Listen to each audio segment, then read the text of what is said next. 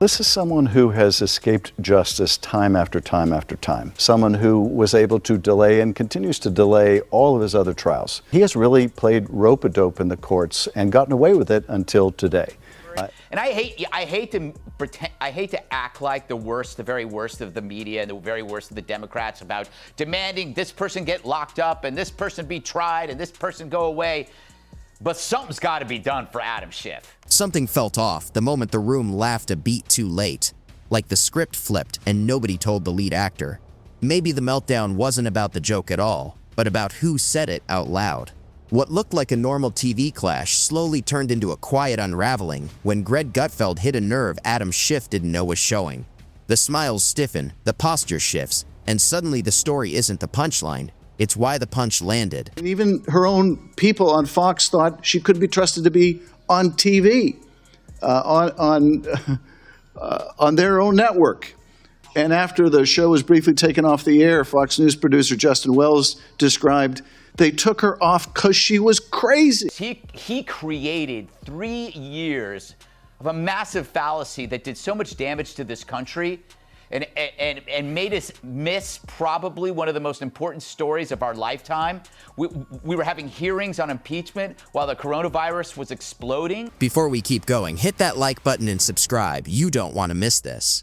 There's a weird little moment most people never notice. The joke lands, everyone laughs, and then the person it's aimed at chuckles just a beat too late. That tiny pause, that's where the real reaction sneaks out before they can cover it up. Dems pop their dentures when Schiff finally gets censored. And so the House condemns the lies of the man with the zombie eyes. Last night, the House voted on party lines to censure Adam Schiff for promoting the Trump-Russia collusion hoax, which was as believable as Brian Kilmeade getting fan mail. 2 for 2. Schiff becomes only the 26th member ever to be censured. But to his credit, he's still the only member to have a 12-inch neck. Yeah, what'd you think I was going to say? Being censored, which is basically an official serious scolding, is a punishment just below being expelled. The face tenses, the shoulders lock up, and suddenly the room doesn't feel like a comedy set anymore. It feels more like a courtroom where someone just realized the cross-examination isn't going in their favor. So Adam Schiff now admits he should have been much more clear about how he unleashed the impeachment circus. Note, when a politician says they should be much more clear, they mean, I wish you hadn't caught me lying to your face. I should have been much more clear, and I said so the minute it was brought to my attention that I was referring to the fact that when the whistleblower filed the complaint, we had not heard from the whistleblower. We wanted to bring the whistleblower in at that time. But I should have been much more clear about that.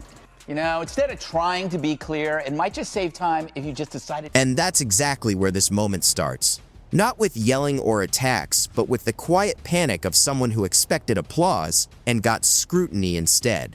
Adam Schiff steps into the exchange wearing his usual armor of practiced seriousness, the kind shaped by years of talking points, cable news support, and the comforting idea that some people are never supposed to be laughed at. That virus in green rooms, but we had to do this impeachment story. We had to show these hearings.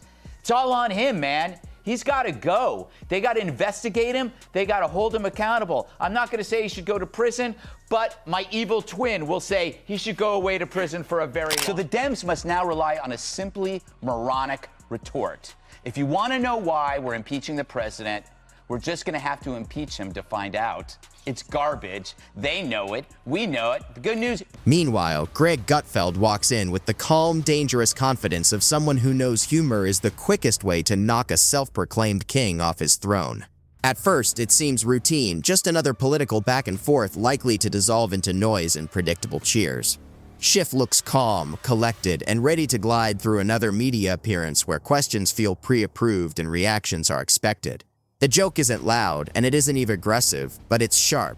It shifts the entire scene in a way you can't ignore. And once that shift happens, Schiff's usual defenses suddenly seem fragile. This is the turning point, and it's subtle enough that casual viewers might miss it. Schiff's expression changes just enough to show irritation, the kind that comes from realizing the conversation is no longer on familiar ground. Basically, an official serious scolding is a punishment just below being expelled from Congress. But when Speaker McCarthy made the announcement, Democrats did what they do best, mindlessly scream hysterical nonsense. The resolution adopted. Without objection, the motion to consider is laid on the table. House will be in order. The House will be in order. I have all night. I have all. The audience laughs, not because they were told to, but because they recognize something uncomfortable and true. In that moment, laughter becomes a kind of verdict. What makes the exchange so gripping isn't the joke itself, but the way people react to it. Schiff doesn't lose it with a dramatic table flip, because that would be too obvious, too easy to brush off. Instead, he tightens up, leans into seriousness, and tries to reassert authority through sheer intensity. It's the political version of raising your voice when the room stops listening. The irony is thick, and Gutfeld knows it. That's why he doesn't push harder. He lets the silence do the work. Let Schiff fill the space with explanations that only make the point clearer. Every attempt to sound measured comes off strained. Every effort to regain control shows just how much control has already slipped away. It's no longer a debate, it's a slow unraveling. So Schiff champions transparency, all the while saying the whistleblower might not testify because it's a safety concern, he maintains, because we all know CIA agents can't protect themselves against non-existent threats, or that our government can't protect him from your Aunt Sally. Our primary interest right now is making sure that that person is protected. Indeed, now there's more than one whistleblower that they are protected. And given that we already have the call record, we don't need the whistleblower who wasn't on the call to tell us what took place during the call. We have the best evidence of it. The audience feels it too, and that's when the discomfort grows. People are used to politicians sparring with journalists or shouting past opponents, but seeing someone struggle against humor is different. Jokes don't need footnotes, and irony doesn't ask for permission. As Schiff pushes back, his tone shifts, from confident to defensive, from authoritative to brittle.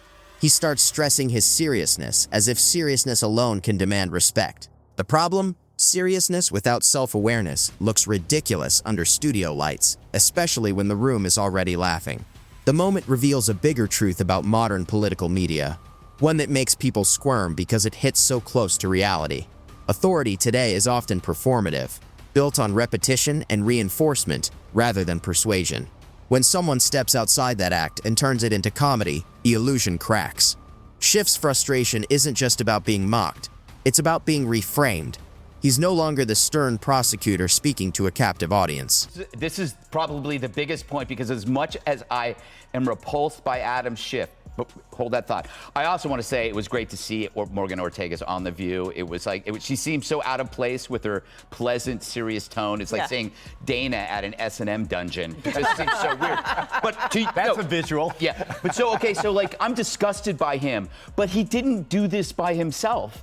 Right? If you think about 2016 to 2020, the number of hoaxes that were created by the Democrats, but engineered really by the media. You had the Fine People hoax, you had the Russian hoax, the drinking bleach hoax. He has become a character in someone else's joke, a role he never signed up for. The loss of control is immediate and deeply unsettling. What comes next is a chain reaction of overcompensation. Schiff leans even harder into gravity, insisting the topic is too serious for humor. That approach might work in a lecture hall or a press briefing, but on a comedy-filled panel, it lands like a wet blanket. The more he clings to seriousness, the sharper the contrast becomes. Gutfeld barely has to do anything. The dynamic has flipped so completely that Schiff's own responses start generating punchlines. It's no longer about policy or ideology, it's about temperament. Can someone who demands constant reverence handle irreverence without falling apart? Right now, the answer seems to be no. The tension keeps rising because Schiff can't just walk away. Leaving would look weak, and laughing it off would require a level of self-awareness the moment has already shown he lacks.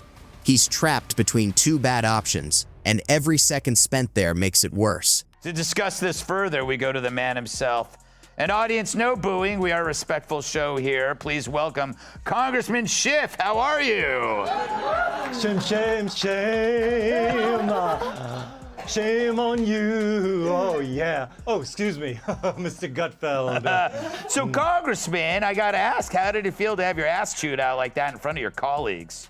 Oh, well, I will say this, Mr. Gutfeld. It feels Wonderful. I was just listening to my colleagues change. The humor hits harder precisely because it stays subtle. Gutfeld doesn't gloat or pile on. That would ruin the moment. Instead, he lets Schiff's own reactions do the talking, trusting the audience to fill in the gaps. And that trust pays off because viewers are often sharper than politicians give them credit for. As the exchange goes on, Schiff's composure slips in small but obvious ways. His tone grows clipped, his expressions stiffen, and his patience wears thinner. These aren't the signs of someone winning. They're the signs of someone losing control of the room. What makes the moment brilliant is how ordinary it feels. There's no shouting match, no viral one-liner, no dramatic exit. It's just a slow unfolding of realization in real time, the kind that makes people squirm because it reflects moments they've felt themselves. Everyone's had that moment when a joke lands a little too close to home. For Schiff, this joke seems to touch a nerve tied to image and authority. Being challenged on facts is one thing, but being laughed at for posture and tone? That's something else entirely. Not necessary so much for transparency, but like everything, the Dems haven't thought this through. So not only are you going to impeach Trump, you're going to do it in secret, in the dark, reversing an election based on hearsay from some anonymous guy you will never, ever see who has ties to Democrats. This is what the Dems stand for, and it might not sit well with half of America. And it's just another wide-eyed lie. Schiff knows with each passing day how absurd this story is. It shows that the performance itself is fair game, and that idea is threatening to anyone who depends on performance for credibility. The audience's reaction becomes a character of its own. Every laugh reinforces the power shift, signaling that the room is siding not with ideology, but with authenticity. Humor feels real, while defensiveness feels rehearsed, and people naturally lean toward the former. Gutfeld's restraint is crucial because it keeps Schiff from painting himself as a victim. There's no aggression to point to, no clear line crossed. Online, the moment spreads, not for what was said, but for how it was handled. Clips circulate focused on body language and tone, not policy. In an age of short attention spans, perception often outweighs substance, and this perception isn't flattering. Supporters rush to defend Schiff, calling the exchange beneath the dignity of serious discourse. All of these things. Or the hookers in the hotel room. Yeah, well, that's a Steele dossier. And that is the Russian collusion. That's how it started. So all of these things did untold damage to so many people. Terrible. Personal, political, institutions, Financial. the media, intelligence. Republicans used to be pro-FBI, pro-DOJ, No more. pro-CIA. No, they are now as radical as Abby Hoffman. Like, we're all now on the same side. Critics, on the other hand, see it as a long overdue puncturing of a carefully polished image. Both sides debate, but the visual truth remains. Schiff looks rattled, and Gutfeld looks amused. That contrast is brutal in a media world where confidence is currency. Staying unbothered signals strength, while visible irritation signals vulnerability. Gutfeld plays that dynamic perfectly, without ever calling attention to it, making the moment feel natural instead of staged. This isn't to say humor automatically wins debates, or that comedy replaces policy, but it is a powerful test of self-confidence. Someone secure in their position can take a joke without flinching. Someone reliant on reverence cannot.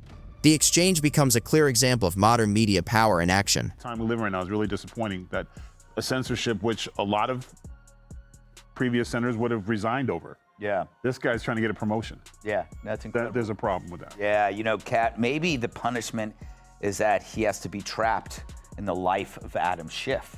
That is I don't know if he has any, does he have family or friends? I don't know. He doesn't seem like he would. Yeah, I don't think he's bothered by it. I think, again, I do agree. I think that he just loves to be on TV again. Traditional authority figures expect deference, but audiences today increasingly value relatability and self-awareness. When those expectations clash, the results can be messy and revealing. Schiff's reaction shows a misreading of the room, a belief that the old rules still apply. Gutfeld's success shows the opposite. Audiences have moved on, expecting public figures to handle irreverence with grace. People instantly recognize the moment someone realizes they're not being taken as seriously as they thought. It's a universally human experience, and seeing it unfold on a public stage adds a mix of shock and fascination that's hard to ignore. Gutfeld's role isn't about triumph, it's about timing. He knows when to speak and when to let silence do the work. Elon Omar, a genius who really loves America. Sorry, I'm busy. How about Adam Schiff? I find him trustworthy, somebody can really rely on, and who always tells the truth. I'm not going to the movie. So you really can't get past it. And I challenge you, if you were hanging out with somebody and they let them know that Adam Schiff and Elon Omar was your guiding light, you would not continue that relationship. I challenge you. Yes, thank God I'm a hermit. I don't really go out and do anything. Right. No one really asks. Yeah. That restraint turned Schiff's reactions into the main event, far more powerful than any extra joke could have been.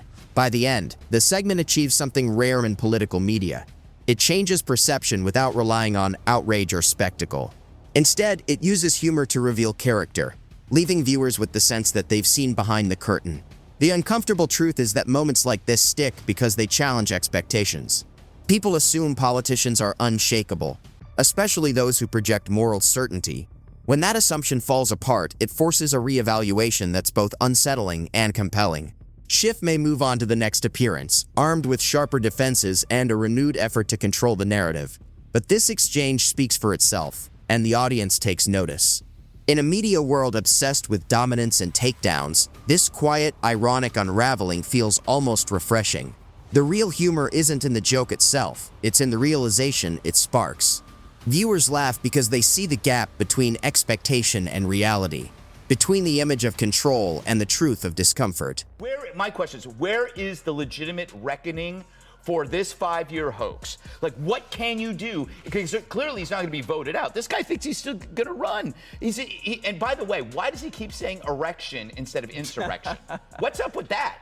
Schiff? Pencil neck? So what about what Jesse said about families divided? You know, there's alternate realities now. Why are you asking me that? Because you have kids. Yeah, I have kids, but, you know, most of my kids. That laughter leaves a question hanging long after the clip ends. If a single understated joke can provoke that reaction, what does it say about the strength of the persona it challenged?